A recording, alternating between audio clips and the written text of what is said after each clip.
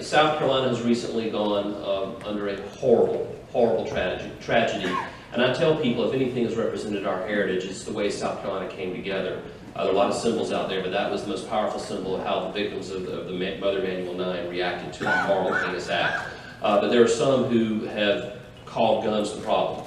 And what is your opinion on the Second Amendment and in the wake of tragedies that have happened in Charleston and in Missouri and in New York and in other areas in Baltimore? What is your view on the Second Amendment in the wake of those types of tragedies? So the Second Amendment is an individual right. It is something that the founders believed was sacred because they understood that the last line of defense between you and a government that has become out of control is you, armed, able to resist. I know that sounds really radical in the year 2015, but I want to remind you of something.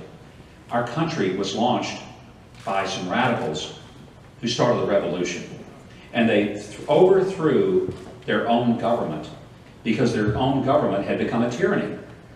And I know, again, that sounds shocking for us to talk about it because we think we're just supposed to be compliant. But they understood that the Second Amendment was not written to guarantee my right to go turkey hunting, duck hunting, or deer hunting, although I love all three of those things. The Second Amendment was designed to let me protect my home, my family, and ultimately my country and my way of life.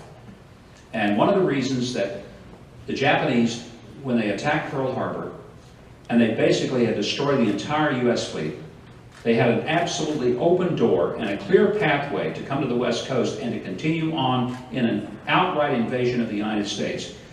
Later, Admiral Yamamoto was asked, why didn't you come on when you had the perfect opportunity? America was not mobilized, it was not prepared. Why did you not come? He said, because Americans all had guns and we would be fighting in every street in America and on the West Coast.